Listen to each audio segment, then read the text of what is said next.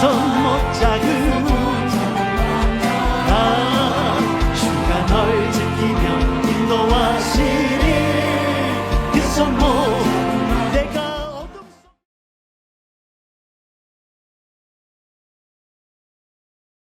얼마 전에 제가 이렇게 어떤 영상물을 보는데 주인이 어떻게 막 그 햄버거 만드는 그 고기를 가지고 막 요리를 하는데도 강아지 5마리가 혀만 날름날름하고 절대로 그게 터치를 안 해요.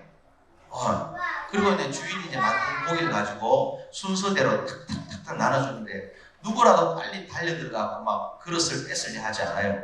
이유가 뭐냐 보니까 저게 참 훌륭한 족보 있는 가문의 개라스가 아니라 훈련이 잘 돼가지고 그런 거예요. 그래서 훈련되면은 쓰임 받는다, 훈련되면은 사랑받는다 하는데 사람을 개에 비유해서는 그렇지만은 그런데 따져보면 이렇게 우리도 비슷한 부분이 있죠. 훈련이 되면 이렇게 새벽기도가 훈련된 사람 얼마나 하나님 이뻐하시겠습니까?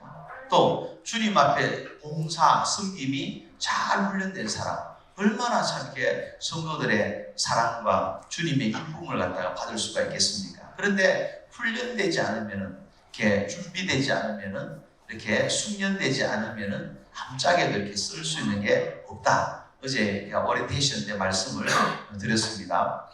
그런데 이 명견이라고 할 때의 특징이 뭐냐?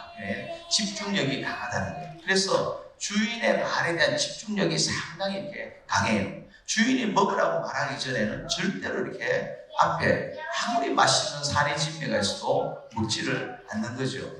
그런데 똥개는 어떻습니까? 똥개는 이렇게 일단 먹어보는 거예요. 일단 먹어보는 거예요. 쥐약이라도 일단 먹고 난 다음에 죽는구나 하고 이렇게 볼로 가게 된다는 거죠.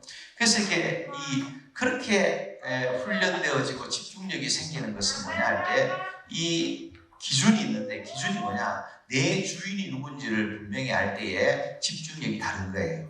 그러니까 주인에 대한 집중력이 내 주인이 누구다, 내 생사 박탈권을 가진 주인이 누구다, 이걸 강아지가 잘 알면은 주인이 말하기 전에는 절대로 음식물에 손을 대지를 않는다는 거죠. 그런데 이 주인에 대한 생각이 분명하면은 자기가 주인이다, 주인의 뜻, 주인의 생각보다 내 생각이 더 중요하다. 그럼 어떨까요? 내 생각대로 하고 내 하고 싶은 것 하고 자기가 원하는 인생이 아니라 개의 인생을 개의 생을 살아가게 되는 것 아니겠습니까? 이게 마찬가지라는 거죠. 우리도 신앙인이라는 것은 뭘 말하냐? 예수를 믿는다는 것은 주인을 바꾸는 것을 말해요. 내 주인이 하나님이시다, 내 주님이 예수 그리스도시다, 나는 성령께서 내 마음에 온갖 생각이 일어나도 그 생각 따라 다 살아가는 게 아니고 그 생각 따라 사는 게 아니라 내 인생의 주이신 그분이 말하고 그분이 주시는 생각을 따라 그분의 인도하심을 따라 성령의 인도하심을 따라 내가 살아간다, 선택하고 결정한다. 이게 뭐냐? 그리스도인의 모습이다 말하게 된다는 거예요. 할렐루야. 그러나 신앙이 약하면 어떨까요? 하나님의 뜻보다 주인의 뜻보다 자기 생각, 자기 고집으로 사는 거예요. 그러다 보니까 평생 예수를 믿었다고 말하지만 결국에는 자기 취향 따라 자기 가고 싶은 대로 그냥 흘러가는 것을 보게 된다는 거죠. 결국 끝이 어떠냐? 결국에는 주인이신 하나님을 따라가는 사람은 안 좋은 것 같은데, 힘든 것 같은데, 광야길 같은데 마침내 가나안의 땅에 이르게 되는데, 그 반대로 자기의 취향과 고집을 따라 행한 사람은 처음엔 좋은 것 같아요. 좋으니까 그렇게 선택 안 하겠습니까? 우리가 이렇게 롯이라는 사람을 봐도 마찬가지죠. 아브라함 옆에 있을 때는 이렇게 복 있는 사람 옆에 붙어만 있어도 복이 있어가지고 아브라함만큼 재산을 많이 가졌잖아요. 그런데 이제는 자기가 보기에 자기 생각에 좋은 게 보인다는 거예요. 그 좋은 것을 향해서 갔더니 처음에는 물된 동산 같고 에덴 동산처럼 그렇게 좋아 보이는데 소돔 고모라 땅이, 그것이 뭐가 됩니까? 하나님의 심판과 저주가 임하는 땅이 되어버리고 그 한가운데 이렇게 자신 있는 것을 봐요. 그러는 부인은 소금 기둥이 되어버리고 그야말로 자녀들과 참 이렇게 이상한 관계 속에서 이방 민족인 모압과 암몬을 갖다가 태어나게 하는 것을 우리가 본다는 거예요. 그래서 우리가 이 선택과 집중을 잘해야 되는데 이게 내 마음대로 되잖아요. 예배가 온전히 회복되는 사람에게 주시는 특별한 은혜이기 때문에 그런 줄로 믿습니다. 예배라는 것이 뭐냐? 우리 마음에 일어나는 수많은 가지 생각들이 있어도 그 생각을 다 하나님을 가지고 가가지고 이게 정리정돈되고 하나님이 원하시는 생각으로 쏙 이렇게 정제물처럼 마치 불순물 가득한 광물을 이렇게 연단하잖아요. 이렇게 정으로 천군만군을 두들겨 깨부시고 용광로를 통과시켜가지고는 마침내 정금같이 만든다 하듯이 그렇게 수만 가지 생각이 있는 우리 인생, 수만 가지 길을 스스로 찾고 구하는 인생이 주님 앞에 예배로 나와서 나의 중심이 아니라 주님이 중심되는 그런 예배를 드릴 때에 우리의 생각들이 가지런하게 정리정돈되어서 선택과 집중에 탁월한 인생을 살아가게 되고 그것이 바로 우리에게 최고의 복이 된다는 것을 알게 되는 거예요. 오늘 우리가 말씀을 읽었던 가운데 나타나는 솔로몬이라는 그 한 사람, 그가 거기에 또 이렇게 타락을 하고 또 나라가 두쪽 나는데 이렇게 큰 나쁜 일을 하지만 그러나 그의 전반기 초기를 보면요, 그런 예배의 사람이고 하나님을 잘 섬기는 그런 사람인 것을 알게 되는 거예요. 우리가 3장 4절부터 7절까지 읽었는데요, 솔로몬이 왕이 됐습니다. 왕이 된 다음에 가장 먼저 한 일이 뭐냐? 하나님 앞에 나아가서 예배를 선택하는 것을 보게 돼요. 네. 4절에 보니까 이에 왕이 제사하러 기본으로 가니 거기는 상당히 크니라. 그 당시에 이렇게 다윗의 천막에서 제단을 쌓고 예배를 드리다가 솔로몬의 유언을 남기죠. 너가 성전을 건축해라. 그리고는 뭐 근본을 다 남겨두고 나중에 이렇게 유언을 하면서도 더 솔로몬에게 이만큼 남긴 너는 여기다 더해가지고 하나님의 성전을 건축해라 하고 이렇게 다윗이 죽었어요. 그런 다음에 솔로몬이 왕이 됐는데 왕이 된 다음에 그 가장 먼저 한 게 뭐냐? 그 당시에 그 산당이라는 게 어떤 크게 이렇게 제단을 쌓을 만한 곳이 없었기 때문에 기브온 산당이 제일 큰 산당인데 그곳으로 가서 거기서 1천 번제를 드립니다. 당장 솔로몬이 이렇게 왕이 되면 어떨까요? 보통 뭐 인수위원회도 만들어야 될 것이고 또 다윗을 보면서 살았지만 이렇게 정치, 경제, 뭐 여러 가지로 할 일이 태산같이 많았을 거예요. 네. 그런데 그런 모든 것을 다 내려놓고 다 제쳐놓고 최고의 권력자가 최선을 내 선택을 하는데 그 선택이 뭐냐? 이에 왕이 제사하러 기본으로 가니라는 거예요. 이게 딱 뭔가 딱 멈춰지는 은혜를 보는 거죠. 어떤 배우가 뭐 대상을, 영화제의 대상을 받아가지고 이제 앞에 나와서 막 얘기합니다. 기쁨을 이야기합니다. 그 모든 기쁨의 절정의 순간에 모든 걸 에포케라는 말은 판단 중지 딱 멈추는 거예요. 딱 멈춰가지고 이 모든 영광을 하나님께 드립니다 할 때에 그것이 그 순간에 이 사람이 가진 그 기쁨 영광이 자기 영광이 아니라 하나님의 영광이 될 때에 그 하나님께서 최고의 영광을 받으시는 거죠. 최고의 영광을 받으시는 그 하나님이 어떠합니까? 그 사람이 그것을 고백하는 그 하나님을 잊지 않고 그 하나님을 찬양하는 그 사람에게 더 놀라운 영광을 허락하시는 것을 보게 되는 거예요. 그런데 이게 절제가 안 돼요. 멈춰지지가 않아요. 그냥 잘 되면 자기 잘나서 잘 된 줄 알고 안 되면 남 탓하고 핑계하는 게 인생이기 때문에 그런 것이죠. 죄가 가득하기 때문에 제가 원하는 대로 그렇게 한다는 거예요. 그러나 하나님의 사람들 늘 그 속에 하나님이 중심되어 있는 내가 주인이 누구냐 이게 분명한 사람은 어떤 순간에도 마치 강아지가 아무리 산에 신비가 있어 그게 입을 날름 손을 덥석대지 아니하고 딱 멈춰서 주인이 먹어 할 때까지는 가만히 바라보는 그 자태. 그걸 보면 개가 좀 엄청 이렇게 훌륭한 개도 있는 것 같아요. 그래서 또 말이 있더라고. 개 만족이란 말도 있고 개 훌륭이란 말도 있대요. 야, 정말 참 개판인 세상이 되는지 아닌지 모르겠어요. 어쨌든 이게 솔로몬이 그 최고의 영광을 얻는 그 순간에 이에 왕이 제사하러 기본으로 가니. 이게 중요한 거예요.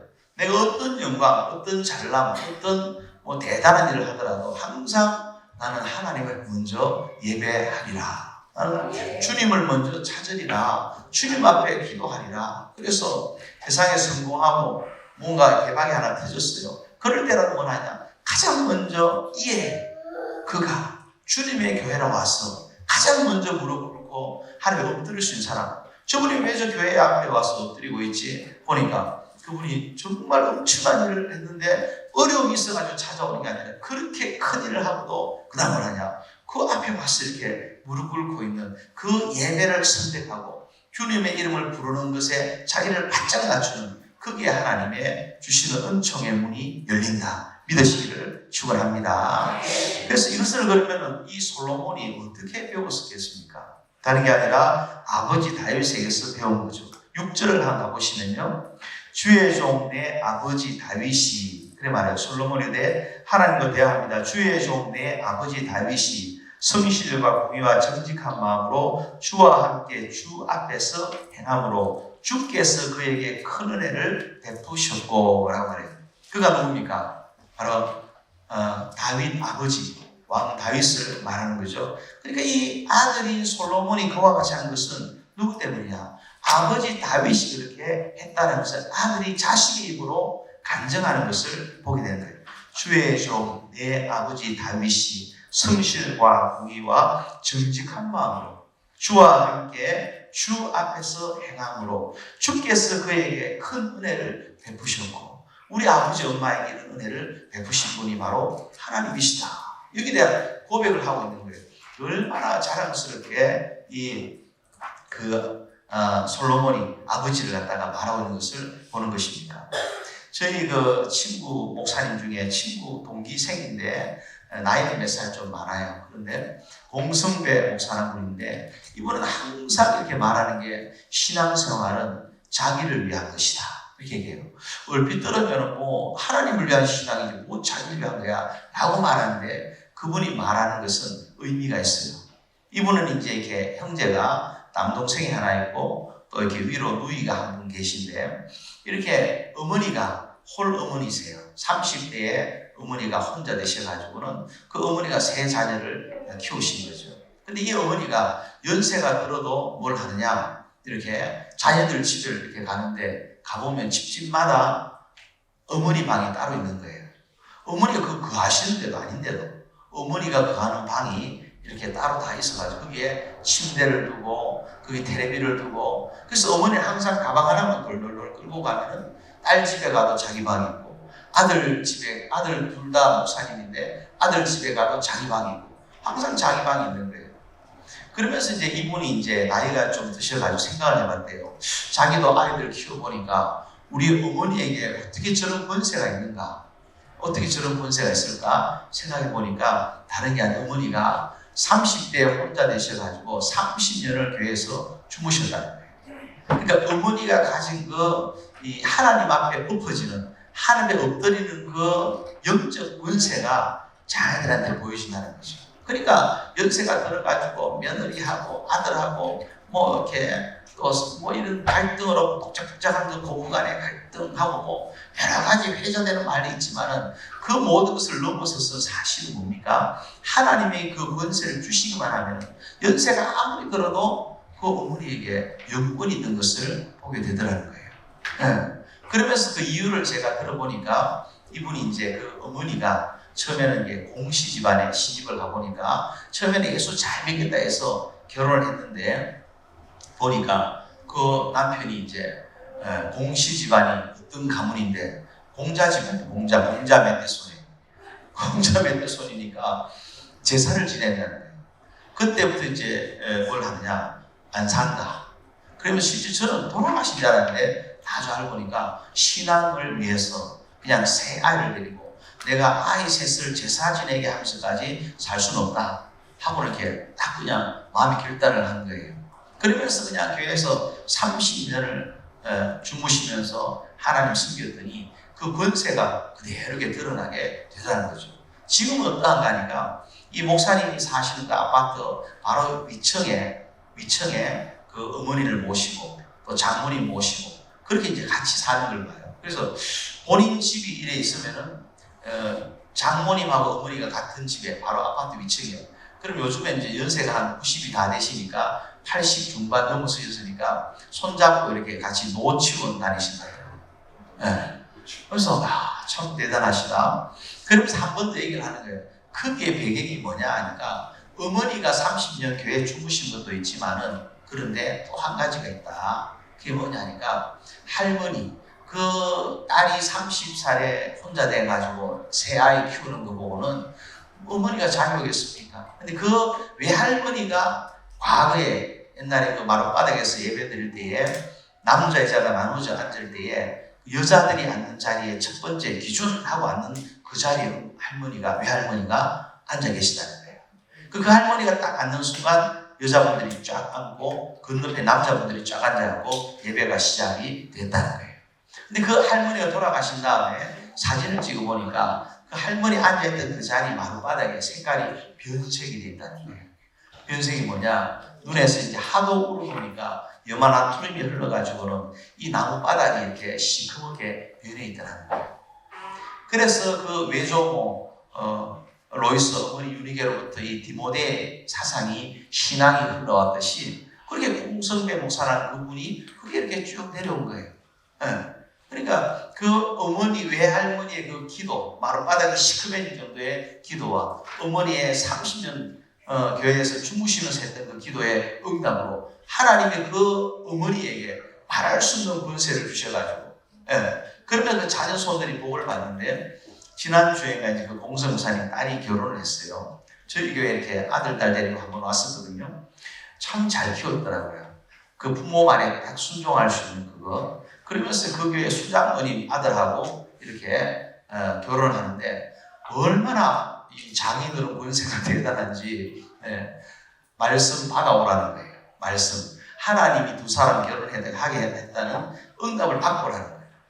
그래서 응답을 받는데 거의 한 1년 넘게 걸리더라고요.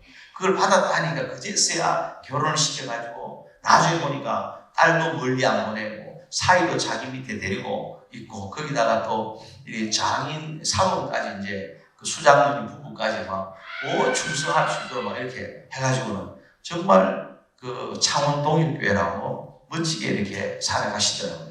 그래서 이분의 결론이 뭐냐? 신앙생활은 나를 위한 것이다. 결국에는 하나님을 위할수록 하나님의 영광을 바라볼수록 하나님께 충성할수록 그 충성이 딴 데 가는 게 아니고 결국에는 나에게 오고 내 자손들에게 가문에게 흘러가는 축복의 통로가 열리는 것이다. 믿으시기를 축원합니다. 그래서 오늘 보세요. 솔로몬이 정말 저는 이거 읽으면서 너무 마음이 울컥하더라고요. 주의 종 내 아버지 다윗이 성실과 공의와 정직한 마음으로 주와 함께 주 앞에서 행함으로 주께서 그에게 내 아버지에게 큰 은혜를 베푸셨고 그 말은 우리 아들 딸은 이렇게 말할까 생각해 보니까 또 새롭게 이제 마음에 결심이 되는 것을 느끼게 돼요. 저와 여러분의 그 헌신이 나는 죽도록 고생하는데 교회는 부모하는 것 같은데 혹은 또 뭐 나는 그냥 막 손해만 보고 누리지도 못하고 즐기지도 못하고 어제는 어떤 분이 저에게 또 그렇게 얘기하더라고요.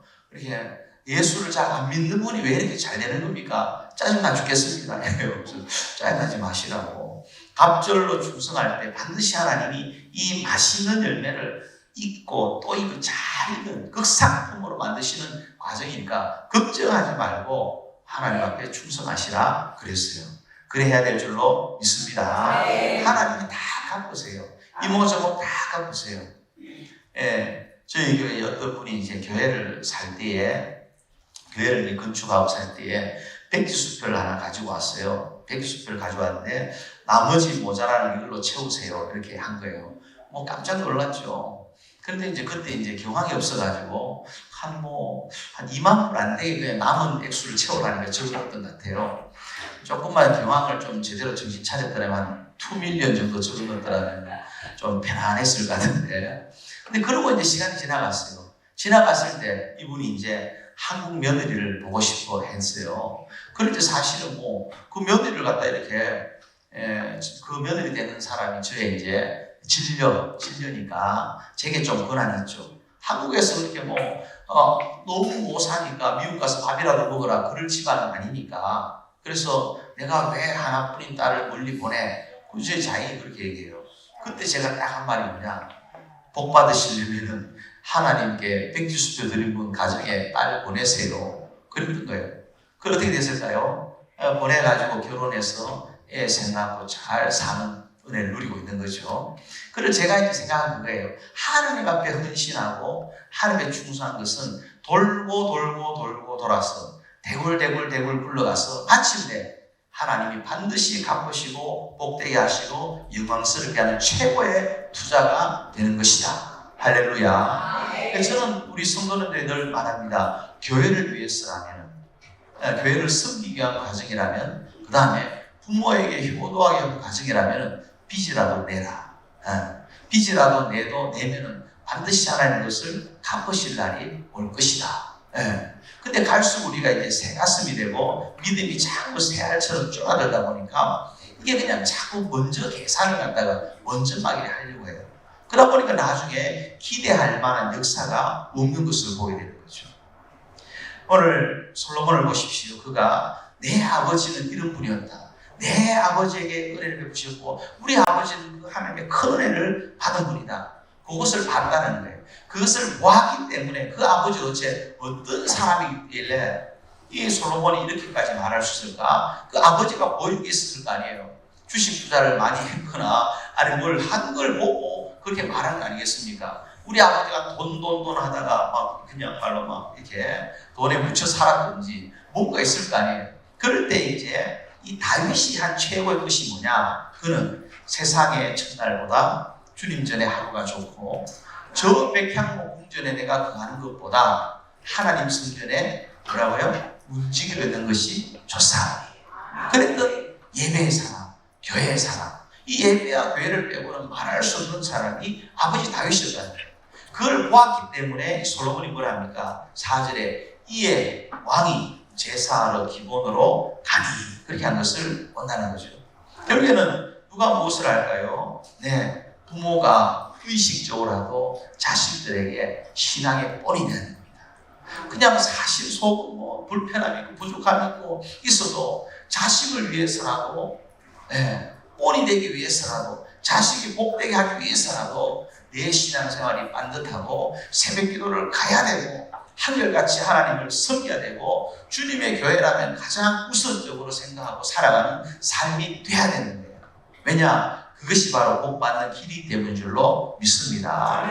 자기 스스로 생각하고 자기가 판단하고 세상에 수만 가지 길이 있는데 얼마나 많은 정보들이 있습니까? 이 정보의 복 속에서 자기 원하는 인생 산다. 가해진짜 인생이 되고 맙니다. 지나보면은 이리 기웃동 저리 기웃동 왔다 갔다 하는 인생 되고 마는 거예요. 결국에는 하나님 앞에 딱 서야 되는데 하나님 말씀이 쏙 들어가야 되는데 어찌하면 될까? 다른 게 없어요. 예배에 성공하고 교회 중심으로 살아야 되는데 그게 어디서 나오느냐? 아버지 엄마에게서 나온다니까요. 그래서 가인과 아벨이 하나님 앞에 제사할 때도 마찬가지 아닙니까? 그 아버지 아담과 하와가 예배의 본을 보기 때문에 그렇다는 거예요. 그래서 우리 늘 생각해야 됩니다. 하나님 앞에 예배의 온전한 복을 허락해 주옵소서.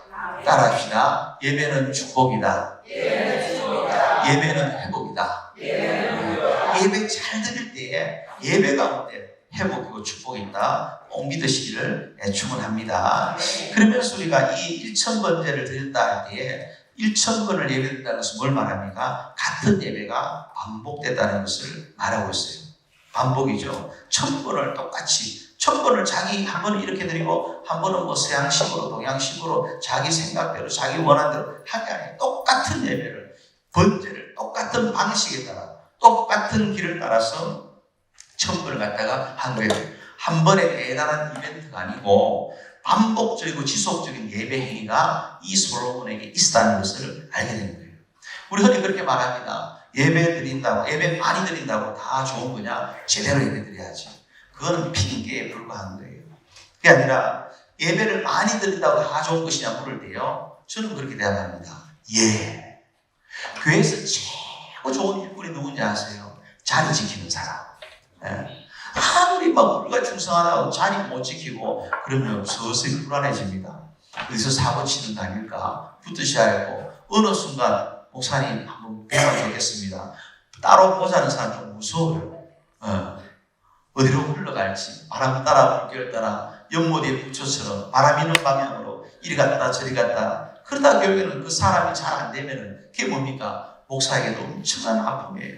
왜냐? 그분이 잘 돼야지 또 주님의 교회가 잘 되는 것이고 하나님 영광 받으시고 모든 것이 흥왕해서 힘있게 사역을 감당해서 주의 영광 나타내는 주님의 기쁨 되는 교회를 세우는데, 그런데 그가 잘 안 돼 보세요. 아유, 저렇게 하다가 꼬방시다 이럴 목사는 한 사람도 없어요. 이러나 저러나 제발 좀 잘하고, 이러나 저러나 제발 좀 정신 차리고, 이러나 제발 주님 앞에 바르게 살아가서 복 받는 백성 되기 원한다. 이게 목회자의 심정이라는 거죠. 그럴 때 제일 징조가 있는데, 징조가 뭐냐? 한 번, 두 번 예배 때 안 보이는 거. 그러다가 2부 예배 드리다가 이제는 서서히 1부 예배 왔다가 서서히 격주로 보이다가 나중에는 누구와의 갈등, 누가 꼴 보기 싫어가지고 부트시합하고 이제 교회를 떠난다는 신앙을 버린다는 말은 못하고 잠시 미국 교회 갔다 오겠습니다. 미국 교회는 어떤 교회예요? 교회도 다 교회지만 우리 한인이 미국 교회 간다는 것은요, 이분 지금 시험 치기 직전이구나, 시험 치면 방학을 하겠구나, 방학을 하고 나면 방황을 하겠구나, 눈에 산이 보이는 거예요.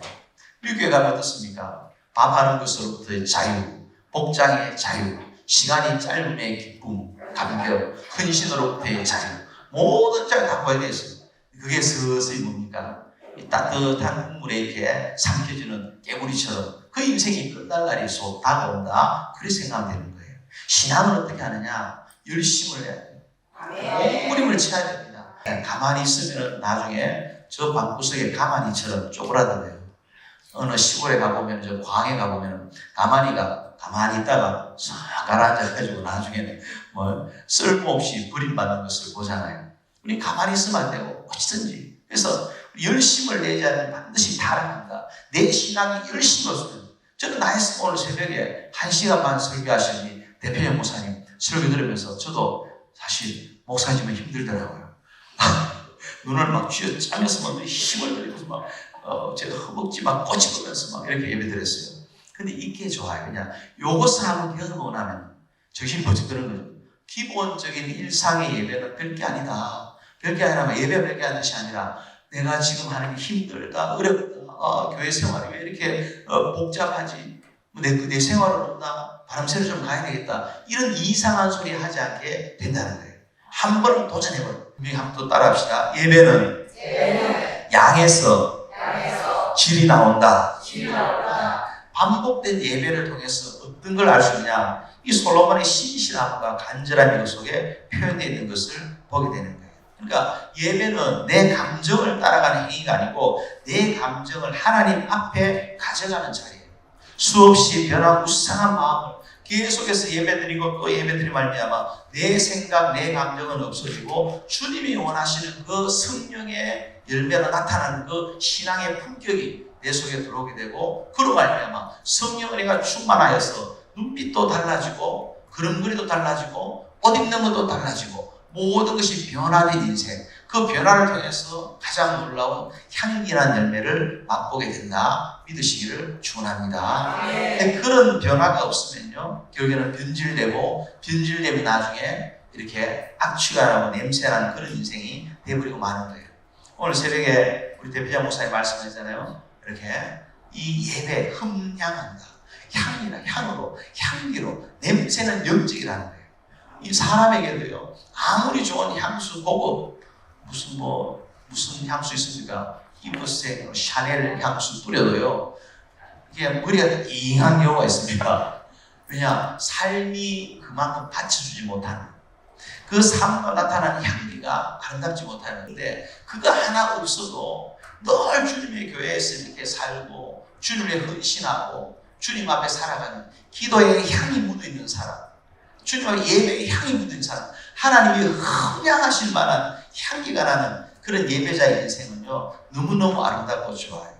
제가 시골에서 한 몇 개월 목회한 적이 있는데, 그 시골에 한글도 못 읽는 분이 항상 저 오른쪽 왼쪽 자리에 앉아가지고 성경책 펴놓고 찬송 펴놓고 예배 따라해요. 그러면 동네 할머니들이 그럽니다. 아이고 저 할머니 글도 못 읽는데 성경책 펴놓고 있다. 놀려요. 조롱해요. 근데 불구하고요, 실제로 진짜 신앙 좋은 사람은 다 그분에게 와서 머리 디밀고 기도 받으려고요. 기도 제목 부탁하려고요. 그래요. 왜냐? 이분의 삶이 항상 그 자리에, 예배자의 자리에 계시니까. 예. 마치 그분이 돌아가시고 나면 그 하늘의 빛이 그 자리에 쫙 비치는 것처럼 그런 느낌이 날 정도로 그분이 걸어만 들어오셔도 느낌이 다르다니까요.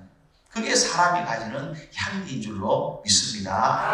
그런데 뭐가 필요할까요? 돈으로도 되는 게 아니고 여러 가지 지식으로 되는 것도 아니고 하나님의 온전한 예배자가 되어서 이 변화무쌍한 나의 지정이가 하나님의 항복을 해가지고 성령의 끌리심 가운데 하나님과 인격적 만남이 예배를 통해서 마침내 빚어지고 만들어지고 아름다운 작품이 된다 믿으시기를 축원합니다. 그러면서 반복이라는 것은 이렇게 1000번을 반복했는데요. 그 반복함을 통해서 뭡니까? 무의미한 습관적인 나타남이 아니라 점점 더 간절하고 신실하고 그 사모함이 그 속에 있다는 거예요. 사모하는 사람은 꾸준히 반복할 수 있습니다. 그래서 신앙생활에 온전한 복이 있는 사람은요, 그 반복을 결코 귀찮아하거나 두려워하지를 않습니다. 근데 이 반복을 또 다르게 표현하면 뭐냐? 훈련이라고 말하게 돼요. 자꾸 반복하고 또 반복할수록 훈련이 되고 또 훈련이 될수록 그 사람은 멋진 군인, 멋진 군사, 멋진 하나님 사람으로 빚어지게 된다 믿으시기를 축원합니다. 그래서 이 예배 가운데 그런 1000번의 번제를 드리면서 하나님을 만납니다. 우리가 알 수 있는 것도 한 가지 있습니다. 하나님 앞에 예배로 나아올 때 하나님 반드시 만나주시는 때가 있다라는 거예요. 우리 교회 올 때 보면 교회 예수님 만나 하나님 만나고 하는데 하나님 어디 계십니까? 목사님 있고 장로님, 권사님 있죠. 그러나 계속 나오면 전혀 예수를 모르고 말씀도 모르고 아무것도 모르는 사람이 할지라도 꾸준히 계속해서 교회를 출입하다 보면 어느 순간 나 주님 만났네. 할렐루야. 그런 날이 온다니까요. 그래서 우리가 뭘 하냐? 반복이라는 게 중요하다는 거예요. 그래서 훈련이 되고 또 훈련이 됐을 때 어느 순간 어느 경우 주님이 딱 만나주십니다. 그리고 만나주시는 그날에 주님 내게 물으시는 거예요. 내가 네게 무엇 해주기를 원하느냐? 정말 간절한 기도 제목이 있습니까? 어떤 분은 제가 아는 어떤 분은요, 목사님 정말 기도 제목이 있습니다. 비즈니스 하나를 더 잘하게 해주시고 비즈니스가 잘 되게 해주세요. 기도 부탁을 해요. 그런데 넌 항상 그 입에 평소에 달고 다니는 말은 뭐냐? 바빠 죽겠어요. 또 힘들어 죽겠어요. 그래요. 피곤해 죽겠어요. 이렇게 말해요. 우리 어제 이제 60 넘으신 어르신도 피곤하다는 말 안 한다잖아요. 근데 피곤해 죽겠다, 바빠 죽겠다, 그렇게 말하는데 그 죽겠다는 사람이 기도 제목을 이제 주유소 하나 더 달라 하든지 비즈니스 달라 하면 하나님 주시겠습니까? 주지 않아요.